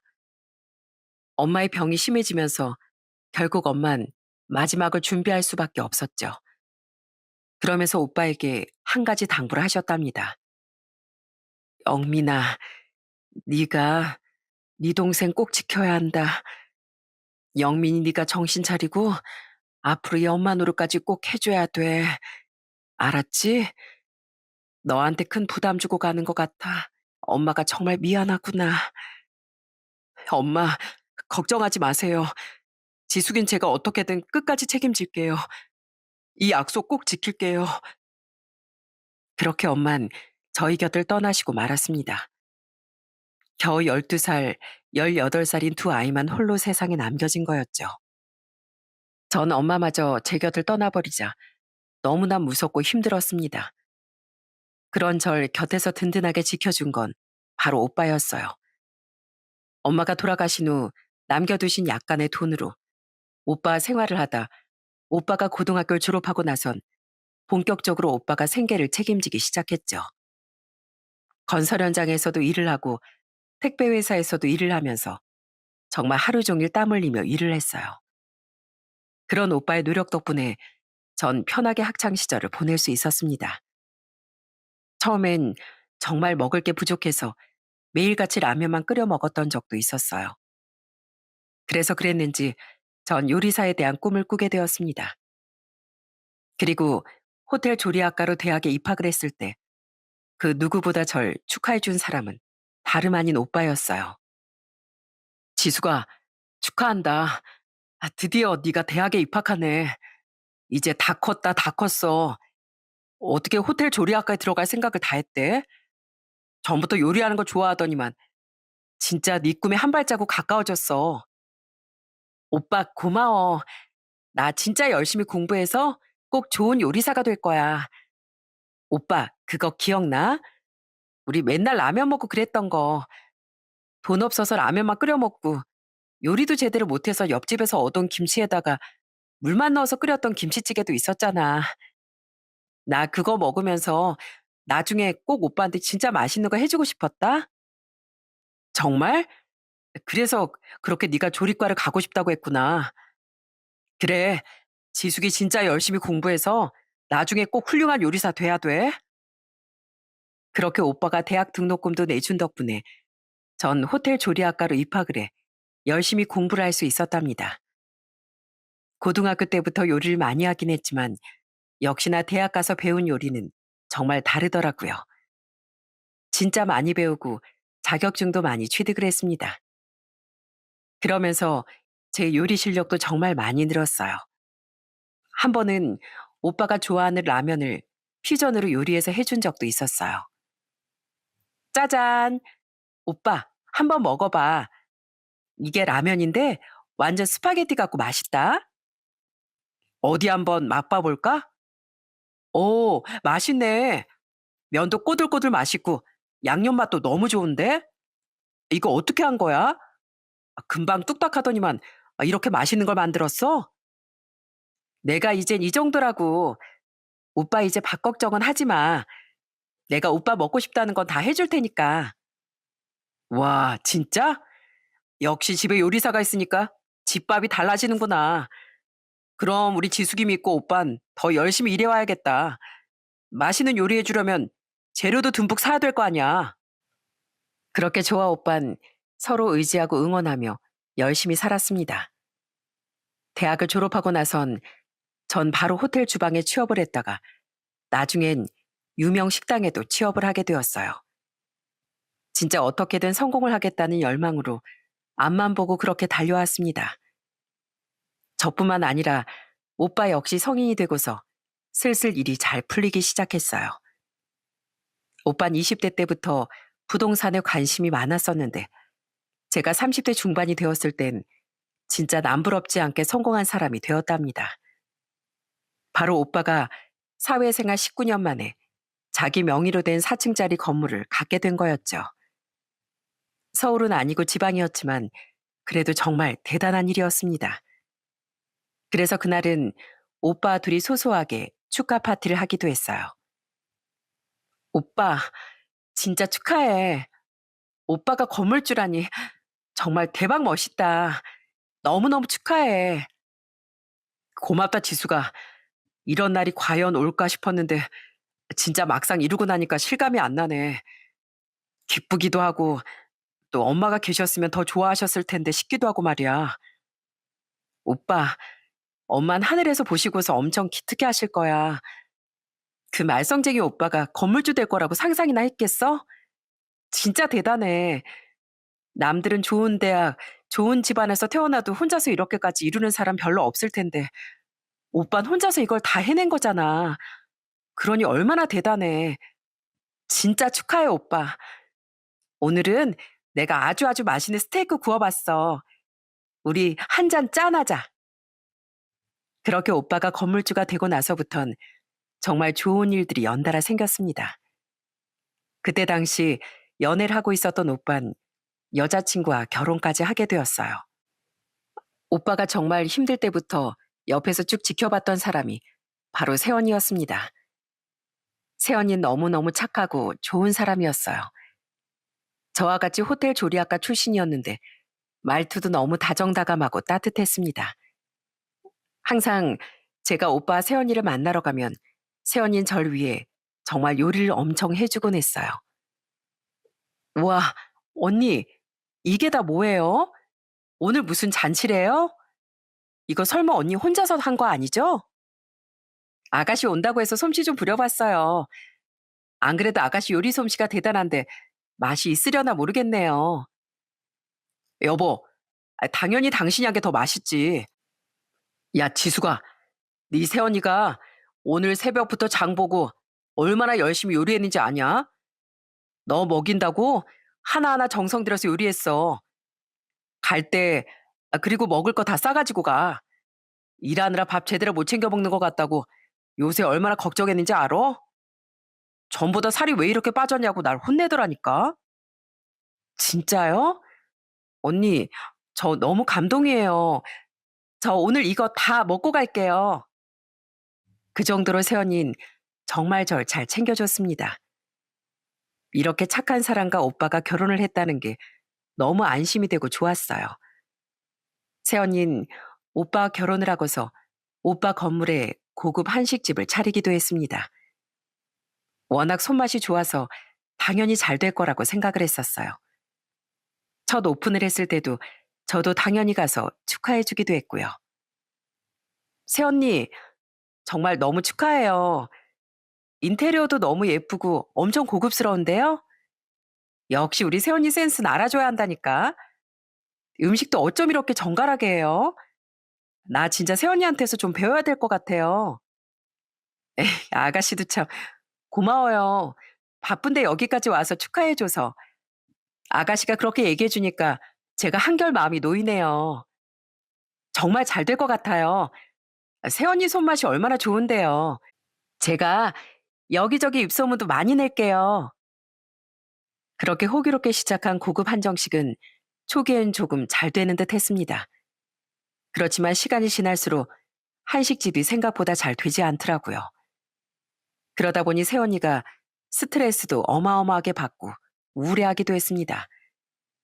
제가 옆에서 보기엔 새언니가 정말 열정을 다해서 열심히 운영하고 있는 것 같았는데 그게 다른 사람 눈엔 안 보이는 것 같아 너무 안타깝고 마음이 아팠어요. 그렇게 정말 애쓰면서 한식집을 운영해서 그랬는지 결국 1년 만에 탈이 생기고 말았습니다. 바로 새언니가 폐암에 걸리고 만 것이었어요. 천만다행으로 초기 진단을 받아 빠르게 치료를 시작하게 됐지만 그 소식을 듣고서 저나 오빤 큰 충격에 빠질 수밖에 없었죠. 정말 시간이 날 때마다 새언니 병문안을 가서 힘을 주고 위로를 했습니다. 힘들어하는 오빠도 곁에서 응원해주면서 이 위기를 잘 극복하길 빌었습니다. 그러다 얼마 뒤 오빠가 잠시 할 말이 있다며 절 불렀어요. 전 오빠가 하는 얘기를 듣고 진짜 깜짝 놀랄 수밖에 없었습니다. 지수가, 너 혹시 한식당 맡아서 운영해 볼 생각 없냐? 네 새언니가 아무래도 애정을 갖고 운영하던 곳이라 그런가 정리하기엔 좀 아깝다고 생각하는 것 같아서 이왕이면 믿을 수 있는 사람한테 맡기는 게 좋을 것 같다고 하길래 딱 네 생각이 나더라고. 내가? 에이, 난 그냥 직원으로 요리만 하던 사람인데 내가 어떻게 그걸 해? 왜 못해? 너 네 식당 하나 차리는 거 네 꿈이었잖아. 이왕 이렇게 된 거 네가 그 꿈 한번 펼쳐봐. 남의 식당에서 애쓰게 일하지 말고 정말 정식으로 네 식당을 시작해보라고. 지금은 오빠 명의로 되어 있으니까 세금이나 뭐 이런 건 걱정하지 말고 오빠가 다 처리해 줄게. 그러니까 이번에 한번 시작해봐. 갑작스러운 오빠의 제안에 좀 놀라긴 했습니다. 예전부터 제 식당을 차리고 싶긴 했지만 아직 좀 이른 게 아닌가 싶기도 했거든요. 생각을 좀 해보겠다고 하고선 새언니 병문안을 가게 되었어요. 그런데 병문안을 가니 새언니가 제 손을 잡으며 그 식당을 꼭 운영해달라고 말을 하는 거였어요. 아가씨, 전 식당 운영하는 체질이 아닌가 봐요. 내가 하면 잘할 수 있을 거라고 생각했는데 생각해보니까 난 영 사장 타입은 아닌 것 같아. 근데 이번에 곰곰이 생각해보니까 아가씨는 진짜 잘할 것 같아요. 제가요? 전 그런 경험도 전혀 없는데 잘 못할 것 같아서 선뜻 받아들이지 못하겠어요. 아, 왜요? 예전에 들어보니까 오빠 좋아하는 메뉴 가지고 이것도 해보고 저것도 해보면서 메뉴 개발도 많이 하고 그랬다면서요. 아가씨는 분명 잘할 거예요. 누구보다 요리하는 거 좋아하고 또 사람들한테 대접하는 것도 좋아하잖아요. 그러니까 아가씨 꼭 해봐요. 난 우리 아가씨가 꼭 해봤으면 좋겠어. 그렇게 절 든든하게 응원하는 새언니 보면서 전 이상하게 용기가 샘솟았던 것 같습니다. 그 뒤로 오빠에게 한식당을 이어서 운영해 보겠다고 얘기를 했고 그렇게 전 저만의 식당을 차리기 위해 준비를 하게 되었어요. 전에 같이 일을 했던 동료들 중에서 쉬고 있었던 동료 몇 명을 불러 모으고 SNS 홍보며 이것저것 홍보도 신경 써서 준비를 했습니다. 특히나 음식 메뉴 선정은 메인부터 디저트까지 섬세하게 꼼꼼하게 준비를 하고서 시작을 하게 되었죠. 처음엔 이런 메뉴 하나 연구라는 게 얼마나 힘든지 몰랐습니다. 전체적인 구상을 해야 하다 보니 정말 머리 아픈 일이더라고요. 몇 날 며칠을 머리 싸매고 연구하다가 그렇게 메뉴를 완성하고서 다시 한식당을 오픈하게 됐습니다. 처음엔 사실 손님이 별로 없었는데 점점 입소문이 나기 시작하면서 1년이 지났을 땐 자리를 많이 잡게 되었어요.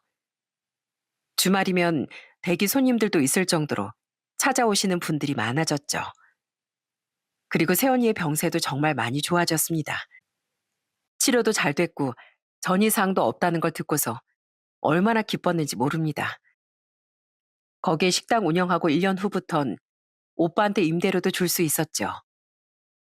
오빠, 자, 다음 달부턴 그냥 통장으로 넣을게. 이번엔 첫 계시니까 현금으로 주는 거야. 자, 우리 임대료. 주변에서 다 이 정도 내길래 오빠한테 이 정도 줄게. 뭐야? 임대료 걱정하지 말고 그냥 운영하라니까. 여기 그냥 네 가게야. 임대료는 줄 필요 없어. 에이, 그런 게 어딨어. 이거 오빠 건물인데. 그리고 여기 임대료가 얼마나 비싼데. 거기다가 여기 들어오려고 하는 곳이 한두 곳이야? 근데 임대료를 안 받겠다고? 에이, 앞으로 나도 다른 사람들과 똑같이 줄 거니까 그렇게 알아. 그래야 내가 더 열심히 일하고 나중에 건물 보수할 때도 할 말이라도 있지 않겠어? 아유, 알았다, 알았어. 앞으로 그럼 임대료 주던지. 대신 앞으로 임대료 꼬박꼬박 그럼 잘 내야 한다. 그러려면 더 열심히 식당 운영해야 하고. 정말 제 요리 인생을 다 걸고서 하루하루 열심히 최선을 다해 한식당을 운영했습니다. 거의 하루의 대부분의 시간을 식당에서 보낸 거나 마찬가지였어요. 그러다 지인의 소개로 한 남자를 만나게 된 건 제가 30대 후반이 됐을 때였습니다. 남자친구는 시청 공무원이었고 저보다 한 살 나이가 많았어요. 서로 나이가 있다 보니 연애를 시작할 때부터 결혼을 전제로 만나게 되었죠. 처음에 남자친구를 만났을 땐 참 사람이 밝고 배려심이 많은 게 마음에 들었어요. 늘 어딜 가도 모든 사람들에게 친절하고 상냥했습니다. 그런 남자친구와의 결혼도 이렇게 행복할 거라 생각을 했어요. 그리고 자연스럽게 남자친구 집에도 인사를 가게 되었습니다. 처음 인사를 갔을 때 남자친구 부모님께서 정말 좋아하셨던 기억이 있어요. 우리 진성이가 만난다는 여자친구가 누군가 했더니만 참 곱고 예쁜 아가씨네. 그나저나 무슨 일 한다고 했지? 아, 네. 저 한식당 운영하고 있습니다. 한식당? 어머, 그럼 요리 누구보다 잘하겠네. 안 그래도 인상이 참 야무지게 생겼다 했더니만 역시 요리를 잘하는 사람이었구만. 우리도 한식 먹는 거 좋아하는데 다 같이 한번 가도 되겠니? 아, 네, 그럼요. 언제든지 편하게 오세요. 처음부터 절 너무나 마음에 들어 하시는 남자친구의 부모님을 보면서 저도 참 기분이 좋았습니다. 남자친구만큼이나 배려심이 많고 따뜻하신 분들이셨어요. 주변에 시집을 간 다른 친구들도 시댁 스트레스 때문에 고민이라는 말들이 많았는데 이런 남자친구 부모님이라면 시댁 스트레스도 없겠다는 생각이 들었습니다. 그리고 남자친구도 종종 저희 식당에 온 적이 있었어요. 서로 일이 바쁘다 보니 자주 보지 못해서 쉬는 날이면 가끔씩 식당에 와 절 도와주기도 했습니다. 그러면서 자연스럽게 저희 오빠와도 인사를 했었죠. 오빠. 여기 내가 만나고 있다던 남자친구 진성 씨 인사해. 이쪽이 우리 오빠야. 안녕하십니까? 이진성이라고 합니다. 지숙이 남자친구고요. 시청 공무원입니다. 아, 그래요? 반가워요. 난 지숙이 오빠입니다. 그나저나 여긴 어쩐 일로? 지숙이가 오늘 좀 바쁘다고 해서 못 본다고 하길래 제가 이쪽으로 왔습니다. 근데 와보니까 손님들도 엄청 많고 바쁘긴 바쁘네요. 형님께서도 도와주시러 오신 건가요? 이렇게 뵌 것도 인연인데 같이 술이나 한잔 하시죠? 아니요. 전 집에 가봐야 해서 다음에 하죠. 지수가, 나중에 오빠가 연락할게. 그럼 고생해라. 그런데 그날 이상하게 오빤 넉살 좋은 남자친구의 말에도 무뚝뚝하게 반응하고선 휙하니 가버리고 말더라고요. 오빠의 행동이 좀 이상하긴 했지만 그저 당황스러워 그런 거라고 생각을 했습니다. 그러다 어느 날 오빠가 그때 얘기를 슬쩍 꺼내더라고요. 지수가, 너 남자친구 어떤 사람이냐? 괜찮은 사람이야? 남자친구? 뭐 괜찮지. 사람도 다정하고 배려심도 많고 주변 평판도 좋은 것 같던데. 왜 오빠? 아니, 그냥 오빠가 그래도 어느 정도 사람 볼 줄 알잖냐. 근데 뭔가 숨기고 있는 게 많은 것 같달까? 인상이 좀 깨림직하달까? 정말 좋은 사람 맞아? 아니, 맞다니까 그러네. 우리 직원들도 다들 괜찮은 사람 같다고 그러던데. 오빠가 그때 뭐 잘못 본 거겠지. 다음에 보면 괜찮은 사람이라고 생각할 거야. 그땐 오빠의 말을 대수롭지 않게 생각하고 넘겼어요. 아무래도 바쁜 날 급하게 갑작스럽게 만났다 보니 제대로 보지 못했을 거라고 생각을 했습니다. 그러다 얼마 후 남자친구가 본인 식구들을 데리고 한식당에 식사를 하러 온 적이 있었어요. 그날 마침 단체 손님들도 많았고 식당이 진짜 북적였는데 그걸 보고선 남자친구 가족들이 다 깜짝 놀라며 얘기를 했습니다. 어머, 손님들이 되게 많구나. 예, 여기 평소에도 이렇게 많니? 세상에, 우리 조금만 늦게 왔으면 기다리다가 밥 먹을 뻔했다, 얘. 아, 오늘 유난히 단체 예약 손님들이 많아서 그런가 봐요. 평소엔 이 정도는 아니고요. 제가 앞으로 좀 더 열심히 해야죠. 매일 이렇게 손님들 많이 올 정도로요. 그래, 우리 며느리 아주 떼부자 되겠다, 떼부자. 아주 복덩이가 우리 집에 굴러 들어오게 생겼어. 어쩜 이렇게 손님들이 바글바글할까? 그때 남자친구의 어머니는 북적이는 손님들을 보면서 너무나 기뻐하고 좋아하시더라고요. 사실 아직 결혼을 한 것도 아닌데 그렇게 얘기를 하니 약간은 좀 부담스럽기도 했어요.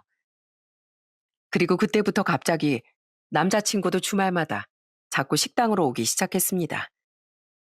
와서는 청소도 도와주고 이것저것 서빙도 해주면서 식당 일을 하기 시작하더라고요.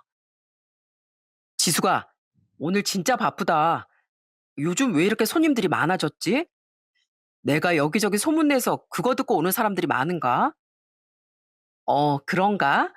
아, 그러게. 요즘 손님들이 더 많아진 것 같아. 잘 되니까 좋긴 한데, 이렇게 바빠서 우리 얼굴 볼 시간이 없어서 어떡해? 아이, 그럼 내가 여기 와서 일하면 되지.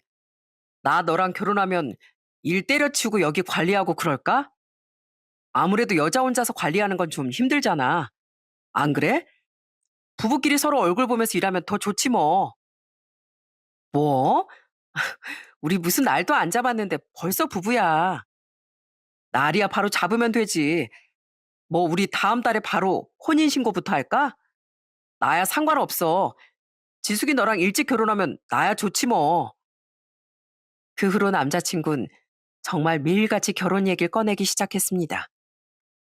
사실 결혼을 전제로 연애를 하고 있긴 했지만 갑자기 그렇게 결혼 얘기가 나오니 당황스럽기도 했어요. 그런데 남자친구뿐 아니라 남자친구 집안에서도 엄청 적극적으로 결혼 얘기를 꺼내기 시작하더군요. 어느 날은 남자친구 집에 초대를 받아 갔는데 예비 시부모님이 당장이라도 결혼을 시킬 것처럼 얘기를 꺼내시더라고요. 내가 알아보니까 저기 시내 웨딩홀 한 곳에서 올해 딱 한 자리 비었다더라고. 거기서 하는 건 어떠니? 결혼식장도 오래되지 않아서 고급스럽고 좋던데. 아니면 혼인신고부터 하고 찬찬히 해도 상관없고. 엄마, 너무 그렇게 급작스럽게 얘기하면 지숙이가 놀라잖아요. 아유, 맞다, 맞아. 내가 너무 급했지? 그래도 웨딩드레스 이런 것도 찬찬히 생각도 해보고 그래야 될 텐데. 난 우리 며느리가 너무 마음에 들어서 얼른 우리 아들 장가 보내고 싶어서 그런 거지 뭐. 우린 솔직히 뭐 바라는 거 하나도 없다.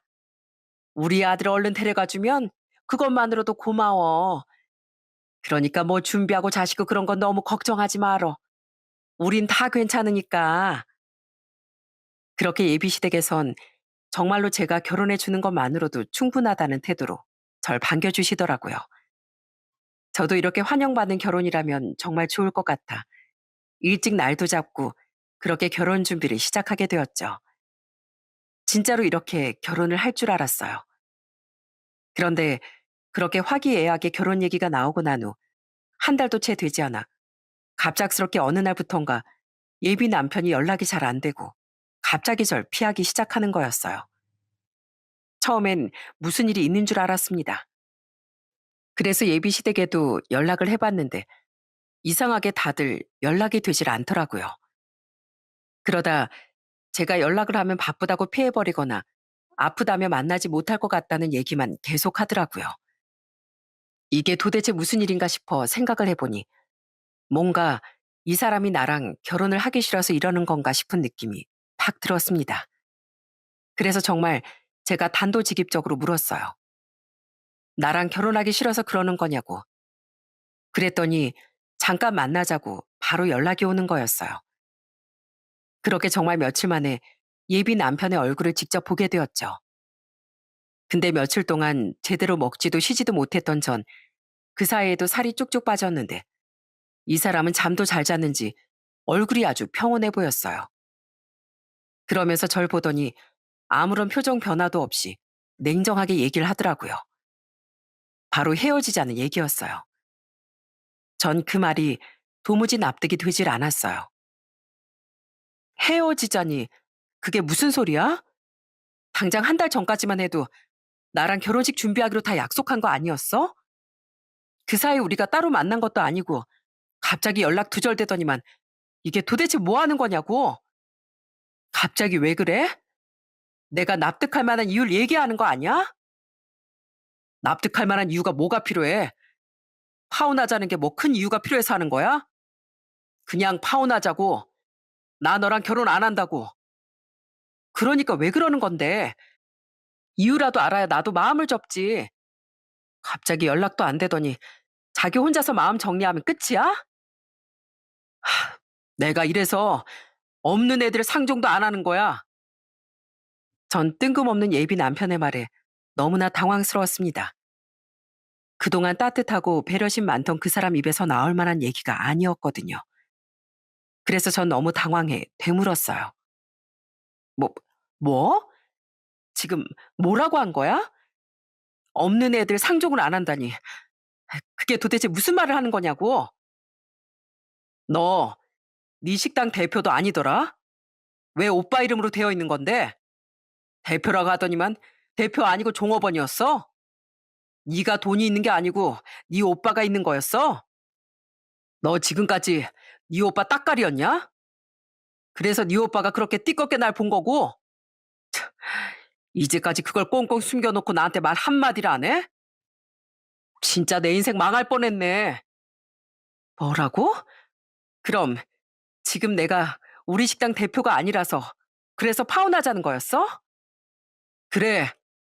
이래서 부모 없는 고아 출신은 숨기는 게 많다고 만나지 말라더니만 내가 뭐가 아쉬워서 왜 종업원 하는 애랑 만나겠냐?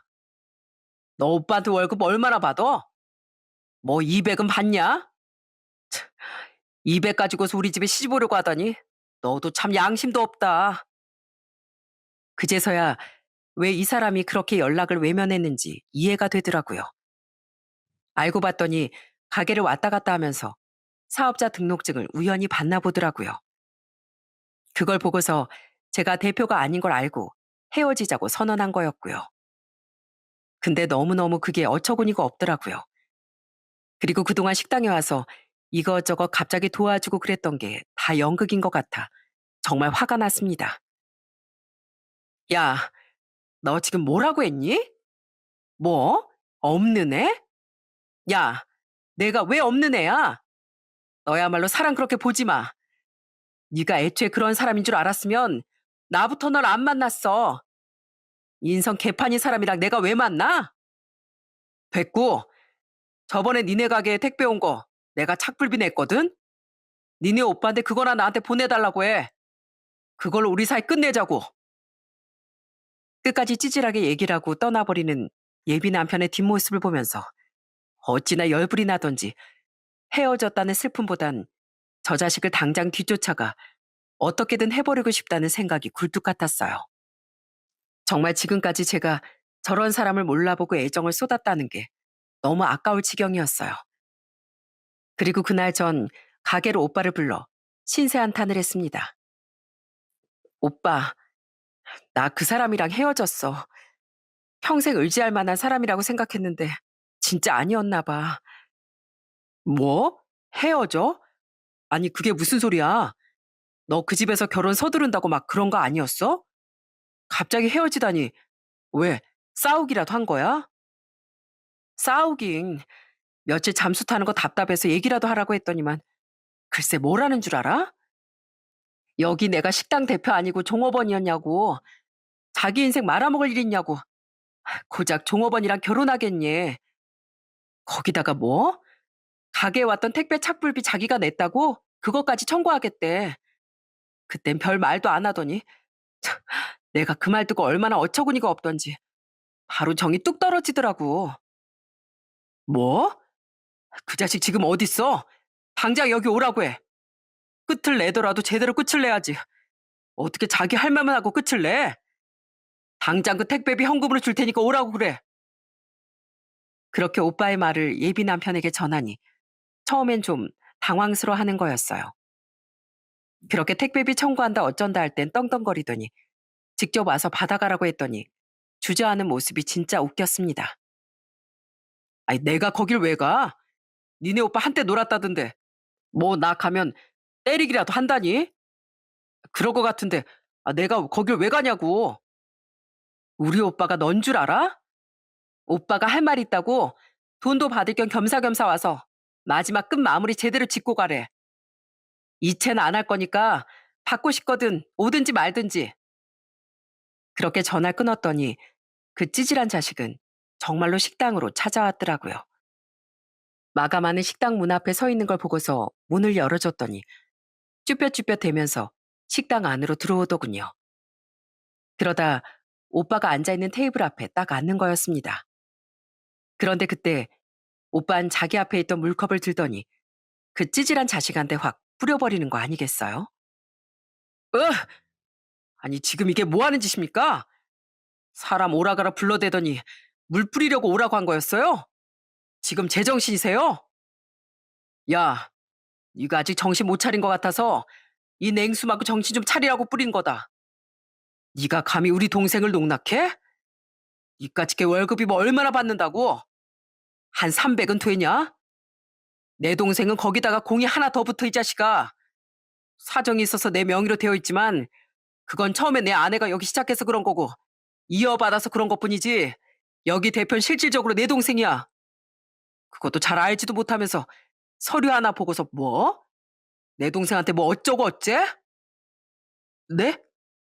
그럼 여기 진짜 대표가 지숙이 맞아요? 그래 이 자식아. 네가 네 인생 망칠 뻔했다고 그랬지? 웃기지 마.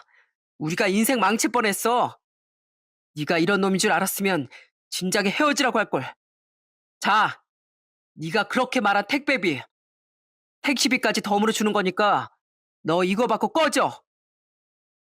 분노에 찬 오빠의 말에 예비 남편은 당황스러워했습니다.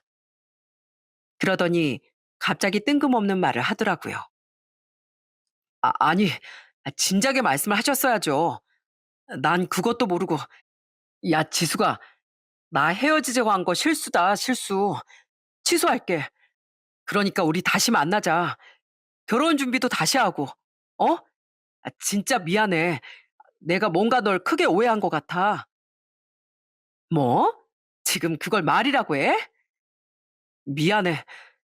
사실 내가 집에서도 하도 말이 많이 나와서 네가 날 속였다고 하니까 나도 그런 것 때문에 신경이 쓰여서 결혼 못 하겠다고 한 거야. 진짜 미안해. 어? 내가 잘못했어. 그러니까 우리 다시 만나자.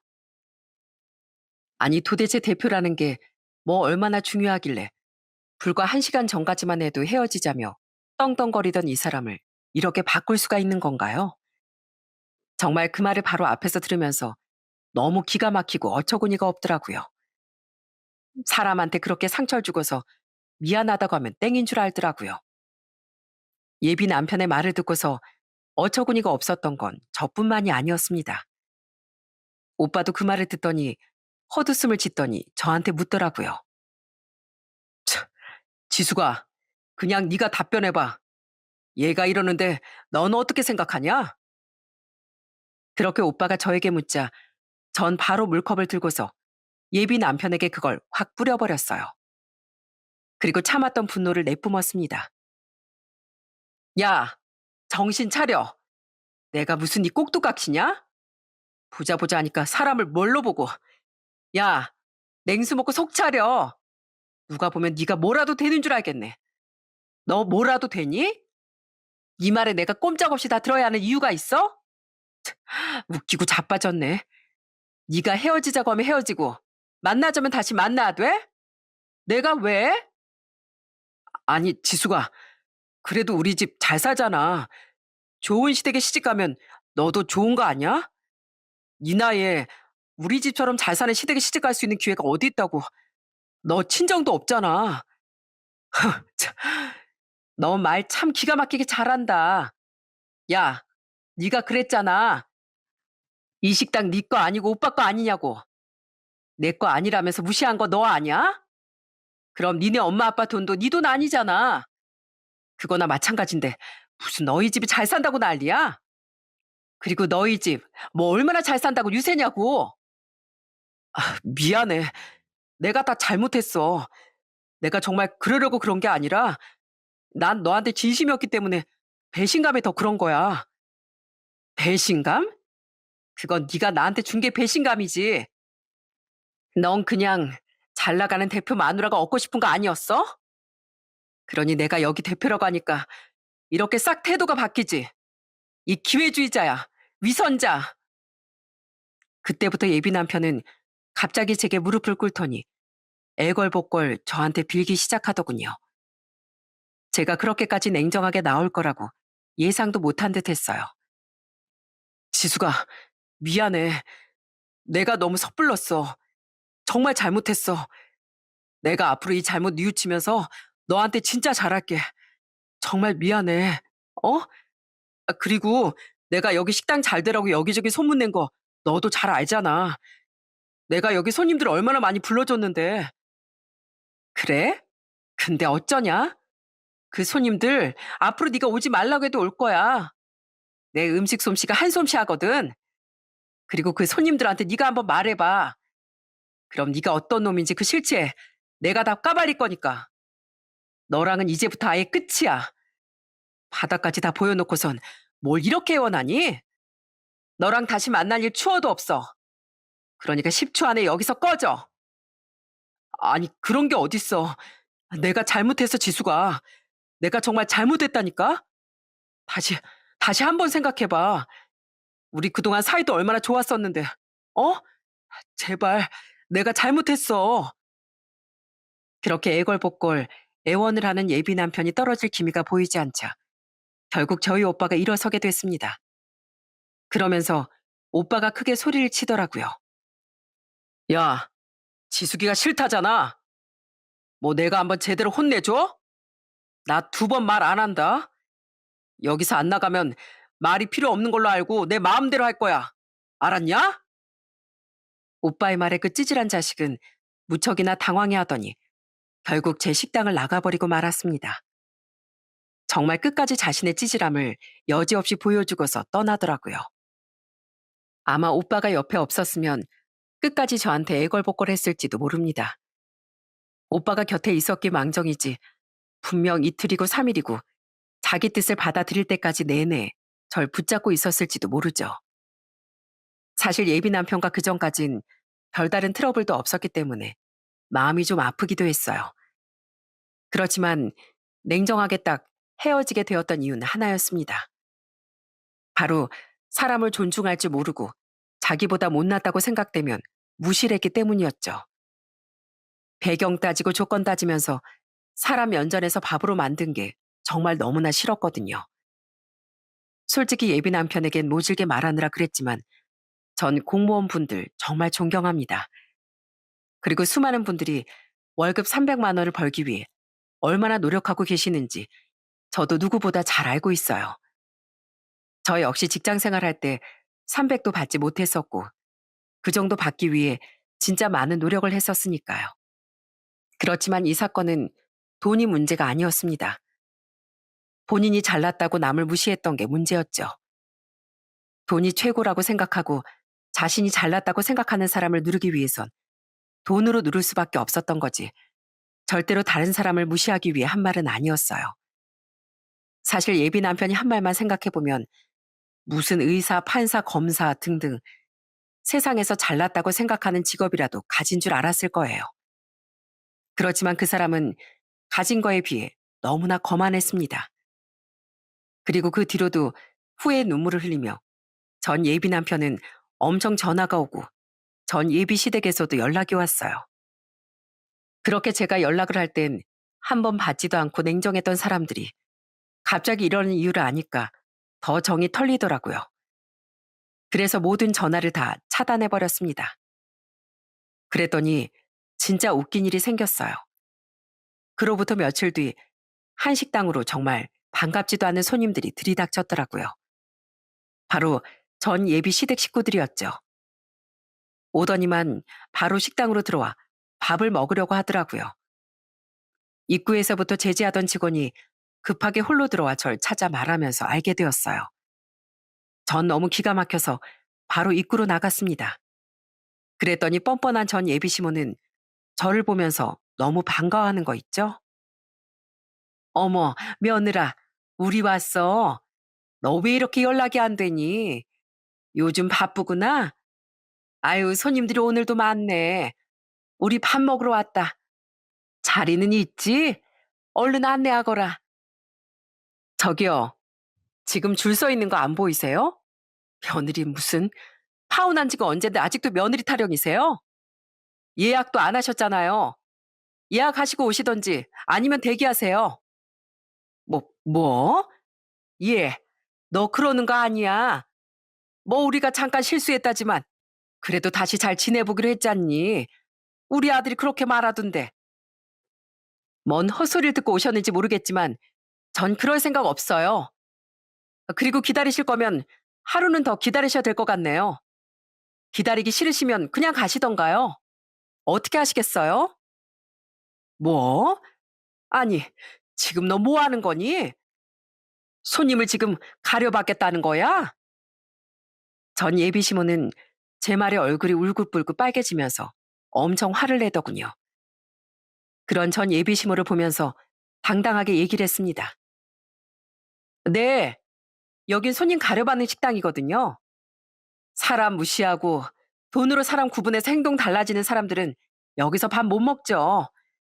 여긴 대접받는 곳이거든요. 참, 너 그런 식으로 장사하면 망한다. 망해. 내가 여기 그런 곳이라고 소문 안 낼 줄 알아? 네, 듣던 중 아주 반가운 소리네요. 소문 좀 많이 내주세요. 제가 왜 손님 가려봤는지 객관적으로 저도 한번 얘기 좀 해보게요. 그럼 저야 더 좋지 않겠어요? 부모 없고 가진 거 없다며 파혼 선언한 집이 손해겠어요? 아니면 이유도 모르고 파혼 통보받는 사람이 손해겠어요? 어디 한번 따져보죠. 그러자 제 말을 들은 주변 손님들이 갑자기 다 수군대기 시작했습니다. 누가 봐도 저쪽 예비 시댁에서 잘못을 한 게 딱 보이니 더 이상 전 예비 시댁에서도 아무런 말도 하지 못하더라고요. 결국 모든 시선이 집중되자 다들 급하게 돌아가고 말았습니다. 아마 그렇게 제 식당에 와서 절 설득하려고 했던 것 같았어요. 그 뒤로도 계속해서 전 예비 남편이고 전 예비 시댁이고 자꾸만 연락이 오고 찾아오고 난리를 피웠지만 전 냉정하게 모두 받아주지 않았죠. 그렇게 제가 계속 거절을 하니까 결국엔 남자친구도 포기하고 말더라고요. 그렇게 끈질겼던 인연은 아주 쫑이 났습니다. 사실 정말 진심으로 사랑을 했던 사람이라 저도 제법 힘들겠다고 생각을 했는데 아무래도 밑바닥을 다 봐서 그런지 생각보다 씩씩하게 잘 이겨내고 지금은 잘 지내고 있어요. 요즘은 새언니의 병도 다 좋아지고 지금은 완치 판정만 기다리고 있습니다. 그리고 오빠랑 요즘은 인생 즐기면서 여행도 다니고 잘 살고 있고요. 그리고 전 요즘 요리 개발도 열심히 하고 운영에도 힘쓰고 있답니다. 또 식당도 오빠가 저의 명의로 바꿔줬어요. 오빠 새언니는 요즘 제 식당에 와서 꼭 밥을 먹고 가곤 한답니다. 두 사람은 요즘 아주 절 놀리는 재미에 사는 것 같기도 해요. 아유, 우리 김지숙 사장님, 우린 저기 저 바다로 놀러 가는데 우리 김지숙 사장님은 바쁘셔서 바다 구경도 못 하시겠네. 뭐야, 오빠 지금 나 놀리는 거야? 둘이서 재밌게 놀다 온다고 지금 나 놀리는 거지? 놀리기는요, 아가씨. 그냥 자랑하는 거죠. 뭐요? 언니, 언니까지 요즘 자꾸 저 놀려요. 다음엔 저도 식당 다 맡겨놓고 두 사람 쫓아갈 거예요. 둘이서 데이트하는 거 끝까지 쫓아가서 방해할 거라고요. 그렇게 저흰 소소한 행복을 누리면서 재밌게 살아가고 있습니다. 특히나 저희 새언니가 아프고 나선 하루에 한 번이라도 웃는 게 참 중요하다는 걸 새삼 느끼고 있네요. 아무리 돈을 많이 벌어도 건강이 나빠지면 그게 다 소용이 없는 거더라고요. 특히나 오빤 언니가 아프고 나서 무엇보다 주변에 사랑하는 사람이 건강하게 오래도록 곁에 있는 게 얼마나 행복한 일인지 다시금 느꼈다고 말을 하더라고요. 저 역시 다른 어떤 것보다 건강이 제일 중요하다고 생각해요. 물론 인생에서 1순위 따로 있다고 생각하시는 분들도 많으시겠지만 그 어떤 것도 내가 아프고 나면 다 누릴 수 없는 거랍니다. 그러니 여러분들도 항상 건강 잘 챙기시면서 내 행복을 위해 사시길 바랄게요. 저도 앞으로 열심히 운동하면서 건강도 챙기고 남은 인생 기운차게 살아보려고 합니다. 여러분들의 앞날도 그렇게 기운차고 탄탄하시길 바라며 이만 사연을 마치도록 하겠습니다. 지금까지 들어주셔서 정말 감사합니다.